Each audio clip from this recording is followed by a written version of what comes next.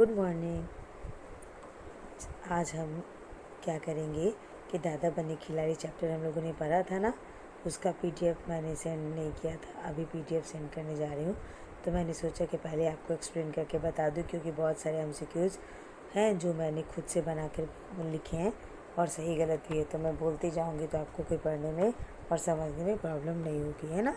चलो मैं पढ़ते जा रही हूँ, आप देखते जाना। सबसे फर्स्ट क्वेश्चन एमसीक्यू से स्टार्ट है कि जगत दादा मोहल्ले में किस नाम से जाने जाते थे। तो आपको पता है ना, जगत दादा किस नाम से जाने जाते थे? दादा के नाम से जाने जाते थे। जगत दादा किसके पुत्र थे? किसके पुत्र थे? पहलवान के थे ना, पहलवान के पुत्र, वो जो हमेशा कुश्ती करते थे। दादा की बैठक बच्चों के साथ कब जमती थी? तो रविवार को। क्या आंसर होगा? रविवार। बच्चे दादा से कौन सा खेल खेलने को कह रहे थे? क्रिकेट। शोएब अख्तर कहाँ के खिलाड़ी हैं? पाकिस्तान के। दादा का लाडला कौन था?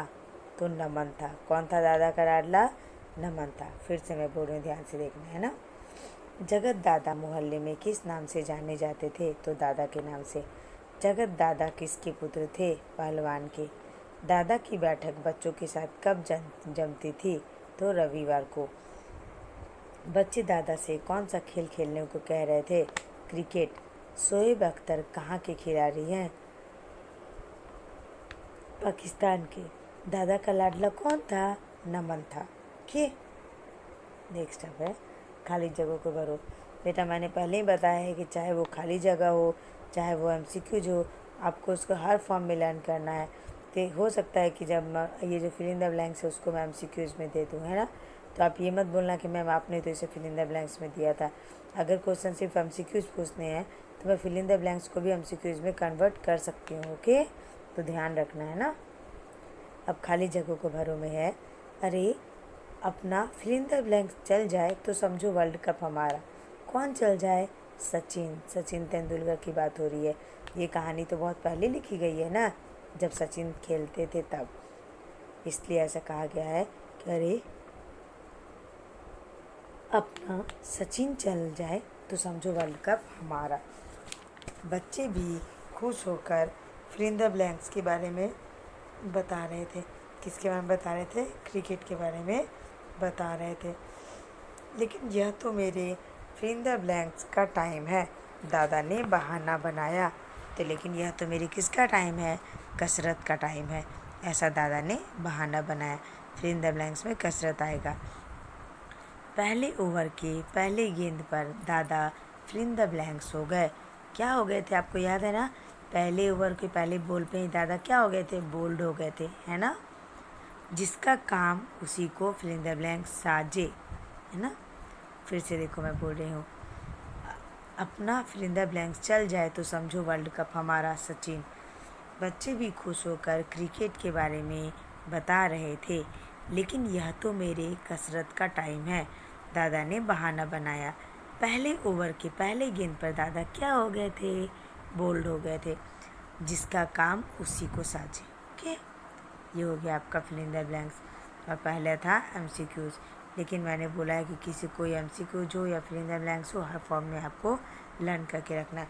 सपोज मैं ऐसा क्वेश्चन पूछ दूँ कि बच्चे खुश होकर किसके बारे में बता रहे थे, मैं आपको बहुत सारे गेम के बारे में लिख दूँ तो आपको क्रिकेट पता होगा तब ना आप क्रिकेट लिखोगे। मैं बोलूँगी कि दादा अपना का अधिकतर समय किस में बीतता था? कसरत, खेल, ऐसा लिख दूँगी तो आपको कसरत पता होने चाहिए तब ना आप कसरत लिखोगे, है ना। मैं बोलूँगी जिसका काम उसी को क्या करे? साजे, बाजे, गाजे, तो आपको साजे याद होगा तब ना आप लिखोगे साजे। ये बोल रही हूँ मैं। ओके,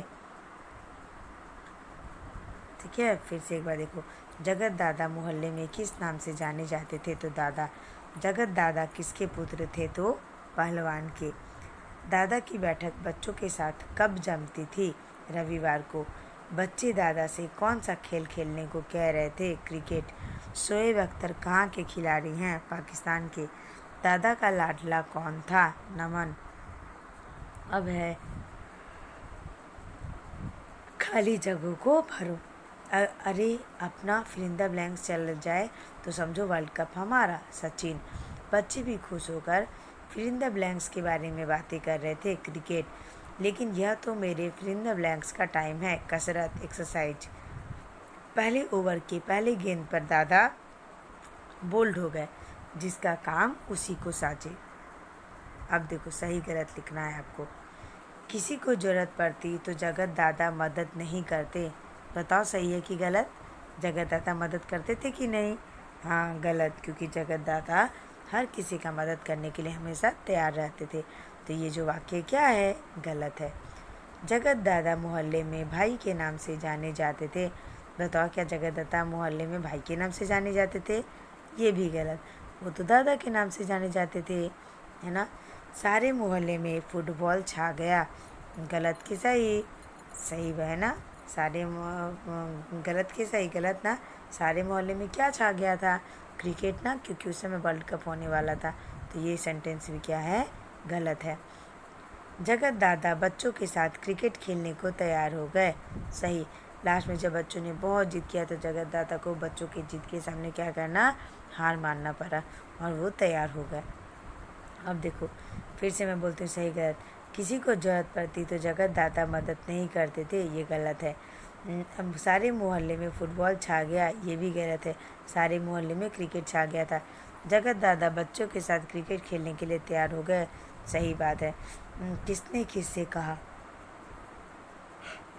बेटा आपकी बुक में जो है ना, उस मैंने थोड़ा 2-4 उसमें एक्स्ट्रा ऐड किया है ना, तो आप ध्यान से देखना। ये मत सोचना कि मैम ने क्या करवाया है, मैंने थोड़ा एक्स्ट्रा भी ऐड किया है।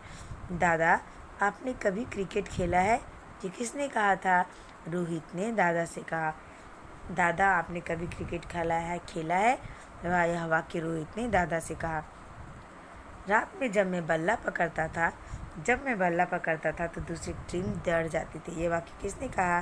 दादा ने बच्चों से कहा। अपनी शेखी भगाड़ने के लिए दादा ने कहा था ना कि जब मैं बल्ला यानी बैट पकड़ता था तो दूसरी टीम क्या होती थी? डर जाती थी। ओके, अब देखो दादा फिर तो आज मैच हो जाए, ये वाक्य किसने कहा था? रोहित ने दादा से कहा था। जब दादा अपनी बहुत शेखी भगाड़ने लगे तो रोहित ने कहा कि चलो ये दादा, तो फिर आज एक मैच हो ही जाए। ना बाबा, मुझे तो मेरी पहलवानी मुबारक और तुम्हें तुम्हारा क्रिकेट। ये वाक्य दादा ने नमन से कहा था, है ना, जब उसने फिर से रविवार को क्रिकेट खेलने की बात कही तब। आपने कभी क्रिकेट खेलते नहीं देखा? ये वाक्य रोहित ने दादा से कहा था। आप मेरी बॉलिंग को कम मत समझिएगा, यह वाक्य नमन ने दादा से कहा। आप मेरी बॉलिंग को कम मत समझिएगा, ये किसने कहा? यह वाक्य नमन ने दादा से कहा। स्पिन विन मैं नहीं जानता, हम लोग ऐसी बॉल नहीं खेलते थे, यह वाक्य किसने कहा? दादा ने रोहित से कहा। तो क्या अगले इतवार को फिर क्रिकेट का खेल रख लिया जाए? नमन ने दादा से कहा। ठीक है, अब देखो फिर से मैं बोल देती हूँ। किसने किससे कहा? दादा आपने कभी क्रिकेट खेला है? रोहित ने दादा से कहा। रात में जब मैं बल्ला पकड़ता था तो दूसरी टीम डर जाती थी, दादा ने बच्चों से कहा। दादा फिर तो मैच हो जाए, रोहित ने दादा से कहा। ना बाबा, मुझे तो मेरी पहलवानी मुबारक और तुम्हें तुम्हारा क्रिकेट, दादा ने नमन से कहा। आपने कभी क्रिकेट खेलते नहीं देखा? रोहित ने दादा से कहा। आप मेरी बॉलिंग को कम मत समझिएगा, नमन ने दादा से कहा।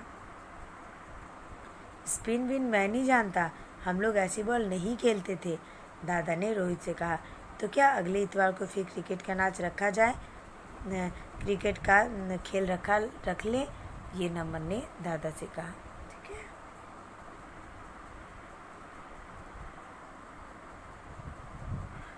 अब बेटा ये आप लोगों का क्या है कि अति लघु प्रश्न है। ठीक है, फर्स्ट क्वेश्चन है कि जगत दादा को सब दादा क्यों कहते थे, है ना। देखिए इसका क्वेश्चन है, फर्स्ट क्वेश्चन है जगत दादा को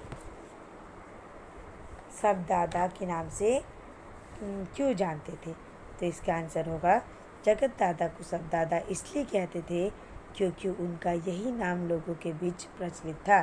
जगत दादा को सब दादा इसलिए कहते थे क्योंकि यही नाम लोगों के बीच प्रचलित था। दूसरा प्रश्न है, एक मिनट है ना, इतनी उम्र में भी दादा का शरीर ताकतवर क्यों था? तो दादा नियमित रूप से पहलवानी का अभ्यास करते थे, इस कारण उनका शरीर मजबूत एवं ताकतवर था। यहाँ पे देखो थोड़ा मिस्टेक हो गया है, दादा का शरीर आएगा तो उतनी उम्र में भी दादा का शरीर इतना ताकतवर क्यों था? तो दादा नियमित रूप से पहलवानी का अभ्यास करते थे, इस कारण इनका शरीर मजबूत और ताकतवर था। नेक्स्ट क्वेश्चन, जगत दादा किसके पुत्र थे? तो बताओ बेटा, जगत दादा किसके पुत्र थे? पहलवान के पुत्र थे। ओके, अब देखो मैं फिर से बोल रही हूँ। फर्स्ट क्वेश्चन है कि जगत दादा को सब दादा क्यों कहते थे? तो जगत दादा को सब दादा इसलिए कहते थे क्योंकि उनका यही नाम लोगों के बीच प्रचलित था। सेकेंड क्वेश्चन, इतनी उम्र में भी दादा का शरीर ताकतवर क्यों था? दादा नियमित रूप से पहलवानी का अभ्यास करते थे, इस कारण उनका शरीर मजबूत एवं ताकतवर था। जगत दादा किसके पुत्र थे? जगत दादा पहलवान के पुत्र थे, तभी ना वो हमेशा पहलवानी करते रहते थे। अब देखो नेक्स्ट है लघु उत्तर है, ठीक है। मैच टालने के लिए दादा ने क्या क्या बहाने बनाए? तो मैच को टालने के लिए दादा ने कहा, यह तो मेरी कसरत का टाइम है, आज तुम सब मुझे तंग करने के लिए आए हो क्या? फिर मैच को टालने के लिए उन्होंने कहा, आज मैं तुम लोगों के छक्के छुड़ा दूंगा, फिर मत कहना कि हम तो छोटे हैं, आपने हरा क्यों दिया। मतलब मैच को टालने के लिए कि मैच ना हो, क्योंकि दादा को तो मैच खेलने आता ही नहीं था। फिर टालने के लिए उन्होंने बहुत बहाने बनाए। तो क्या क्या बहाने बनाए यही पूछ रहा है क्वेश्चन में। तो आपको बोलना है कि मैच को टालने के लिए दादा ने क्या कहा था। सबसे पहले तो कहा था कि ये मेरे कसरत का टाइम है, जाओ। फिर कहा था कि क्या आज मुझे तंग करने आए हो तुम लोग। फिर कहा था कि मैं ऐसा अच्छा खेलूँगा कि ना तुम लोगों के छक्के छुड़ा दूँगा। फिर ये मत कहना कि दादा ने छोटे बच्चे को क्या किया कि छक्के छुड़ा दिया, हरा दिया। ना बाबा, मुझे तो मेरी पहलवानी मुबारक और तुम्हें तुम्हारा क्रिकेट। ऐसा दादा ने क्यों कहा और कब कहा? अंत में जब जगत दादा को खेल में चोट लग गई तो भी जगत दादा अपनी झूठी वाहवाही करते हैं। इस पर नमन बोला कि अगले इतवार को फिर क्रिकेट खेलेंगे। यह सुनते ही दादा बोले, ना बाबा ना, मुझे तो मेरी पहलवानी मुबारक और तुम्हें तुम्हारा क्रिकेट, है ना। बेचारे गए कि एक बार तो इतने मुश्किल से मैंने किया, फिर कहीं फिर खेलने बुला दे तो मैं क्या करूँगा, है ना। इसलिए उन्होंने ऐसा बोला। नेक्स्ट है निबंधात्मक प्रश्न है अभी आप लोगों का, ठीक है। अब ये लॉन्ग क्वेश्चन है। देखो लघु उत्तर में बस 2 क्वेश्चन थे कि मैच को टालने के लिए दादा ने क्या क्या बहाने बनाए। तो मैच को टालने के लिए दादा ने कहा, यह तो मेरी कसरत का टाइम है, आज तुम सब लोग मुझे तंग करने के लिए आए हो क्या। फिर मैच टालने के लिए उन्होंने क्या कहा, मैं तुम लोगों के छक्के छुड़ा दूंगा, फिर मत कहना कि हम तो छोटे हैं, आपने क्यों हरा दिया, है ना। फिर नेक्स्ट क्वेश्चन, ना बाबा, मुझे तो मेरी पहलवानी मुबारक और तुम्हें तुम्हारा क्रिकेट। ऐसा दादा ने क्यों और कब कहा? अंत में जब जगत दादा को खेल में चोट लग गई तो भी जगत दादा अपनी झूठी वाहवाही करते हैं। इस पर नमन बोला कि अगले इतवार को फिर क्रिकेट खेलेंगे। ये सुनते ही दादा बोले, ना बाबा, मुझे तो मेरी पहलवानी मुबारक और तुम्हें तुम्हारा क्रिकेट। ठीक है। अब निबंधात्मक प्रश्न है, ठीक है, मतलब आपको लॉन्ग आंसर देना है। दादा के लिए कितनी बॉल फेंकी गई, प्रत्येक का विवरण और दादा का स्कोर लिखिए। आपको इसमें बताना है कि दादा के लिए कितनी बॉल फेंकी गई और दादा ने हर बॉल में क्या कैसे किया, स्कोर बताना है। तो दादा के लिए क्या किए गए थे, कितने बॉल फेंके गए थे, आपको याद है? 4 बॉल फेंके गए थे। पहले बॉल पर दादा का मिड विकेट धराशायी हो गया था, लेकिन दादा ने क्या कहा, बेईमानी है कहकर बॉल नहीं मानी। दूसरी बॉल को दादा ने बिना देखे घुमा दिया और कहा कसरत कर रहा था। तीसरी बॉल दादा के बैट से टकराकर स्वयं बाउंड्री पार होकर 4 रन हो गए तथा चौथी बॉल दादा के माथे पर जा लगी। इस पर दादा का स्कोर केवल 4 रन हुआ। ओके, फिर से देखो मैं बोल रही हूँ। दादा के लिए 4 बॉल फेंकी गई, ठीक है। क्या हुआ कि पहली बॉल पर दादा का मिड विकेट धराशायी हो गया, लेकिन दादा ने बेईमानी है कहकर बॉल नहीं मानी। फिर दूसरी बॉल को दादा ने बिना देखे घुमा दिया और कहा कसरत कर रहा था। तीसरी बॉल दादा के बैट से टकराकर स्वयं बाउंड्री पार होकर 4 रन हो गए तथा चौथी बॉल दादा के माथे से जा लगी। इस प्रकार दादा के रन का स्कोर केवल 4 रन हुआ। ठीक है ना बाबा, मुझे तो मेरी पहलवानी मुबारक और तुम्हें तुम्हारा क्रिकेट। अंत में जब जगत दादा को खेल में चोट लग गई तो जगत दादा अपनी झूठी वाहवाही करते। इस पर नमन बोलता है कि अगले इतवार को फिर क्रिकेट खेलेंगे। यह सुनते ही दादा बोले, ना बाबा, मुझे तो मेरी पहलवानी मुबारक और तुम्हें तुम्हारा क्रिकेट। दादा के लिए कितने बॉल फेंके गए, प्रत्येक का विवरण और दादा का स्कोर लिखना है इसमें। दादा के लिए 4 बॉल फेंके गए। पहले बॉल पे दादा का मिड विकेट धराशायी हो गया, लेकिन दादा ने बेईमानी कहकर बॉल नहीं माना। दूसरी बॉल दादा के बैट से टकराकर स्वयं बाउंड्री पार होकर 4 रन हो गए और चौथी बॉल दादा के माथे पे जा लगी। इस प्रकार दादा का स्कोर केवल 4 रन हुआ। अब क्या है कि पाठ के आधार पर दादा के स्वभाव के किन्हीं 5 विशेषताओं का उदाहरण सहित वर्णन करना है आप लोगों को। अब देखो, तो पहला बात जो हम लोग सब जानते हैं कि दादा सभी की मदद करने को तैयार रहते थे। उन्हें बच्चों से बहुत प्यार था, इसी कारण इतवार को बच्चों के साथ रहते थे। लोग दादा के दाव पेच और उनकी ताकत का लोहा मानते थे, मतलब हार मानते थे। कभी कभी दादा को गुस्सा भी आ जाता था, किंतु बच्चों पर वे कभी गुस्सा नहीं करते थे। ठीक है, फिर से मैं बोल रही हूँ, सुनो। दादा सभी की मदद करने को तैयार रहते थे। उन्हें बच्चों से बहुत प्यार था, इसी कारण इतवार को बच्चे के साथ रहते थे। लोग दादा के दावपेच और उनकी ताकत का लोहा मानते थे। कभी कभी दादा को गुस्सा भी आ जाता था, किंतु बच्चों पर वो कभी गुस्सा नहीं करते थे। ओके, अब बेटा देखो, यहाँ से आप लोग का व्याकरण स्टार्ट हो रहा है। ठीक है, अब देखो, कल जो मैंने आपको ग्रामर भेजा था PDF, उसमें आपने देखा होगा कि मैंने संयुक्त व्यंजन और द्वैत व्यंजन के बारे में आपको बताया था।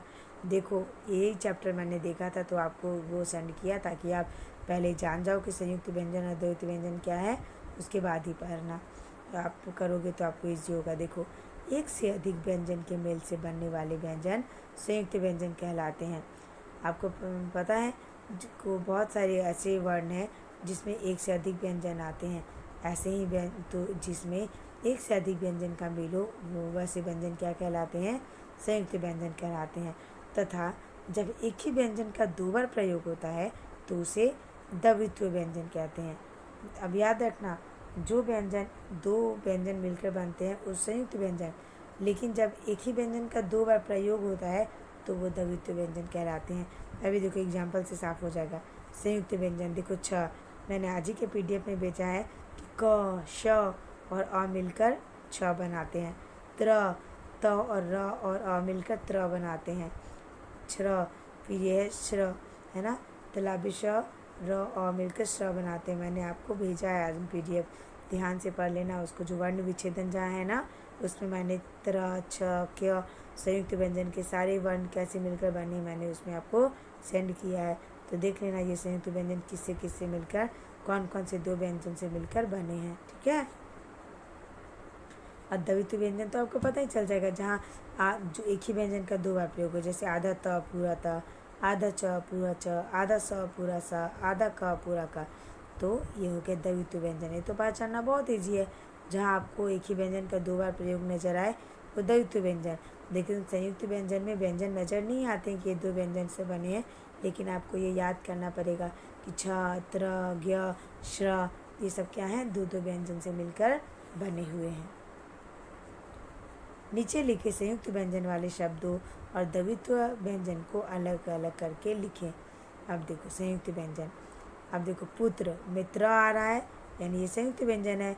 परीक्षा ये छ है, वो एक संयुक्त व्यंजन है। फिर देखो त्रिकोण में त्रि संयुक्त व्यंजन है। ज्ञानेश्वर में ज्ञ संयुक्त व्यंजन है। चैत्र में त्र संयुक्त व्यंजन है। मर्मज्ञ में ज्ञ संयुक्त व्यंजन है। क्षितिज में छ संयुक्त व्यंजन है और श्रमिक में श्र जो है संयुक्त व्यंजन है। ये सब 2 व्यंजन से मिलकर बने हैं बेटा, याद रखना। छ, त्र, ज्ञ, श्र ये जितने व्यंजन है सब 2 व्यंजन से मिलकर बने हैं, इसलिए इसको संयुक्त व्यंजन कहते हैं। अब तो जब आपको संयुक्त व्यंजन ढूंढना हो तो आप देखो कि त्र किस में है, छ किस में है, ज्ञ किस में है, श्र किस में है, बस वो सब संयुक्त व्यंजन के शब्द कहलाएंगे। और द्वैत व्यंजन तो आपको पता है, जिसमें एक ही व्यंजन का 2 बार प्रयोग हो, वो द्वैत व्यंजन कहलाएंगे। जैसे देखो, बच्चे, छक्के, मोहल्ले, सच्ची, प्रसन्न, बल्ला।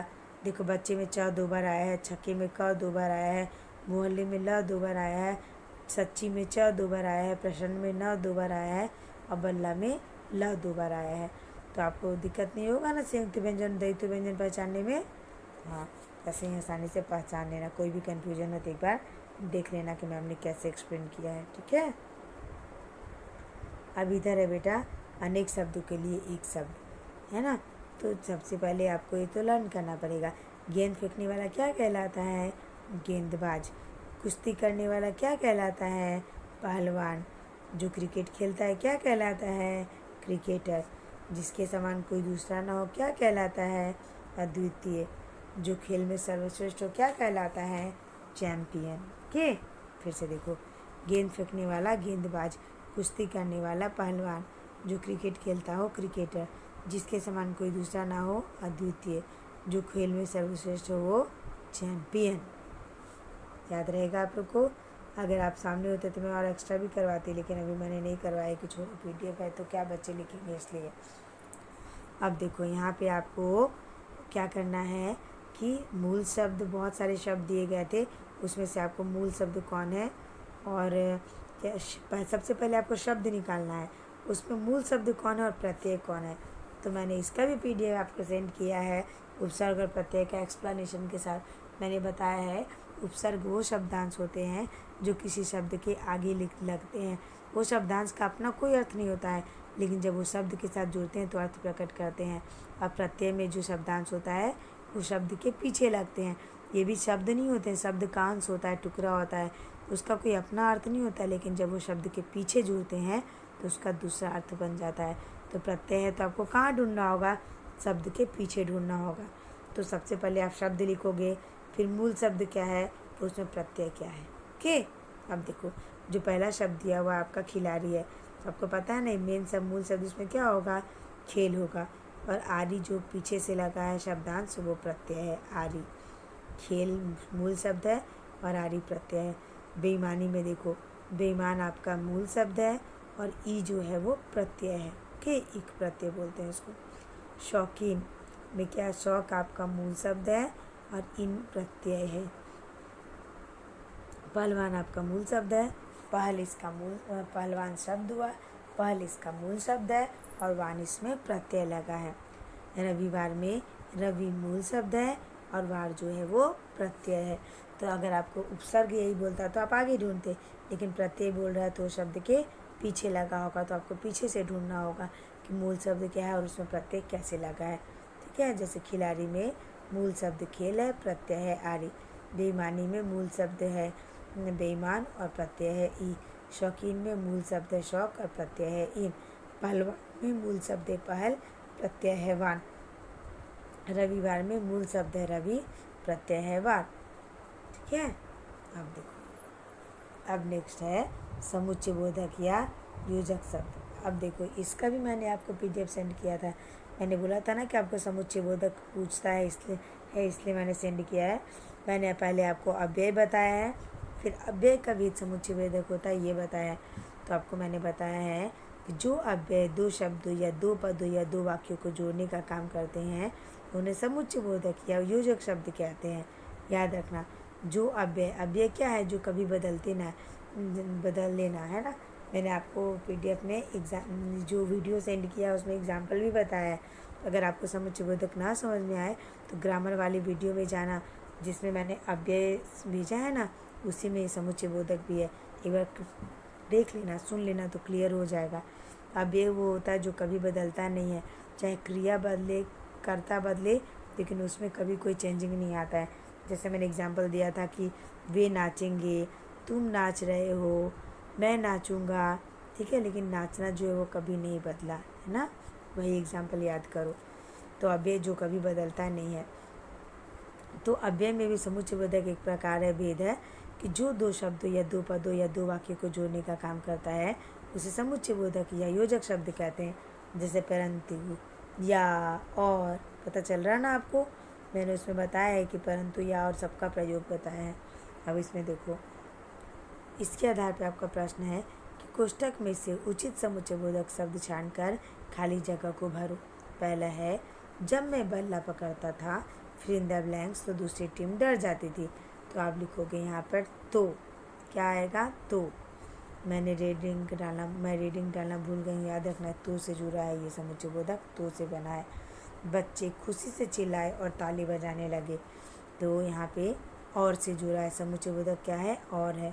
जगत दादा कसरत करते थे इसलिए उनका शरीर मजबूत था, इसलिए ये यहाँ पर समुच्चयबोधक है।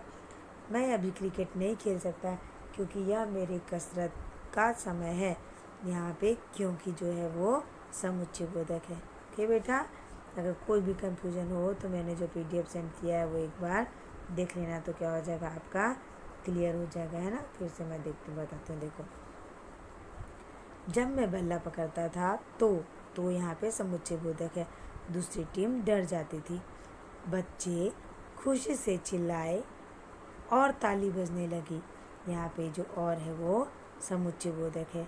जगत दादा कसरत करते थे इसलिए उनका शरीर मजबूत था, यहाँ पे जो इसलिए शब्द आया है वो जगत दादा के लिए आया है, और ये इसलिए जो है समुच्चयबोधक है। मैं अभी क्रिकेट नहीं खेल सकता क्योंकि यह मेरे कसरत का समय है, तो ये जो क्योंकि जो शब्द है ना वो क्या है, समुच्चयबोधक है ना। तो आपको समझ में आया ना समुच्चयबोधक कैसे क्या करता है, कोई वाक्य को, शब्द को क्या करता है, जोड़ने का काम करता है। याद रहेगा ना, जो अव्यय दो शब्दों, दो पदों या वाक्यों को जोड़ने का काम करता है उन्हें समुच्चयबोधक कहते हैं, जैसे परंतु, या, और, ये सब, है ना। फिर इसके बाद हम लोगों ने प्रत्यय, मूल शब्द प्रत्यय वाला पढ़ा था। तो मैंने आपको बताया कि प्रत्यय हमेशा बाद में ही लगता है, तो जब भी आपको प्रत्यय ढूंढने बोले तो सबसे पहले आप मूल शब्द जोड़ो, और जैसे ही मूल शब्द मिल जाए ना तो आपको पता चल जाएगा कि प्रत्यय क्या है, ठीक है। जैसे खिलाड़ी में आरी था, बेईमानी में ई प्रत्यय था, शौकीन में इन प्रत्यय था, पहलवान में वान प्रत्यय था, रविवार में वार प्रत्यय था। यही अगर उपसर्ग होता तो हम लोग आगे ढूंढते। याद रखना, उपसर्ग वह शब्दांश होता है जो शब्द के आगे जुड़कर अर्थ प्रकट करता है, और प्रत्यय वह शब्दांश, मैं शब्द नहीं बोल रही हूँ, शब्दांश मतलब शब्द का टुकड़ा, अंश। सब प्रत्यय जो है सब वो शब्दांश है जो किसी शब्द के पीछे जुड़कर अर्थ प्रकट करता। अगर आप प्रत्यय का अलग से अर्थ खोजो तो नहीं मिलेगा, इसका कोई स्वतंत्र अर्थ नहीं होता। आप देखो, आरी का कोई अर्थ है, नहीं है, ई का कोई अर्थ है, नहीं है, इन का है, नहीं है, वान का है, नहीं है, वार का है, नहीं है। लेकिन जब ये किसी शब्द के पीछे जुड़ जाते हैं तो उसका अर्थ निकलने लग जाता है ना। फिर देखो, अनेक शब्दों के लिए एक शब्द है, आपको और भी बहुत सारे लर्न करना चाहिए, तो बस 4-5 ही है ना। बहुत सारे मैंने पहले लास्ट क्लास में भी आपको बहुत सारे करवाया था, है ना। वो सब कुछ मेन इंपॉर्टेंट होते जो हमेशा आपको याद रखना चाहिए। इसमें तो बस है कि गेंद फेंकने वाला गेंदबाज, कुश्ती करने वाला पहलवान, क्रिकेट खेलता हो क्रिकेटर, तो जिसके समान कोई दूसरा नहीं हो वो क्या कहलाएगा, अद्वितीय कहलाएगा, है ना। अब देखो, और जो खेल में सर्वश्रेष्ठ वो क्या कहलाता है, चैंपियन कहलाता है। और ये जो संयुक्त व्यंजन और द्वितीय व्यंजन है, आप हमेशा याद रखना बेटा, ये बार बार काम आता है। मैं बोल रही हूँ संयुक्त व्यंजन जैसे छत्र, ज्ञ, है ना, ये हो गया संयुक्त व्यंजन, ये 2 व्यंजन से मिलकर बने हैं। और द्वितीय व्यंजन तो ईजी है, जहाँ आपको लगे कि एक व्यंजन 2 बार आ रहा है तो वो हो गया द्वितीय व्यंजन। आपको जैसे ही चुनना हो तो आप देखना संयुक्त व्यंजन में त्र कहाँ है, आप देखना कि त्र कहाँ है, फिर छ कहाँ है, तो आपको पता चल जाएगा कि ये क्या है, द्वितीय व्यंजन है ना। जो व्यंजन 2 बार आए वो क्या होगा, द्वितीय व्यंजन होगा। और जो क्या है वो एक द्वितीय व्यंजन हो गया, और एक आपका जो व्यंजन एक संयुक्त व्यंजन हो गया जो कि 2 व्यंजन से मिलकर बना होता है। ओके, मेन तो आप एक्सरसाइज तो मैंने आपको पहले एक्सप्लेन कर दिया था। मेरा मेन इंटेंशन था कि आप क्या समझो, आप ग्रामर को फिर से समझो, आपको वो समझ में नहीं आए तो प्रॉब्लम है ना। चलो, अब मैं अपना एक क्लास यहीं ख़त्म करती हूँ। अब हम लोग नेक्स्ट क्लास में मिलेंगे नेक्स्ट एक्सरसाइज के साथ। ओके बेटा, चलो अभी मैं रखूँ, चलो बाय, टेक केयर बेटा।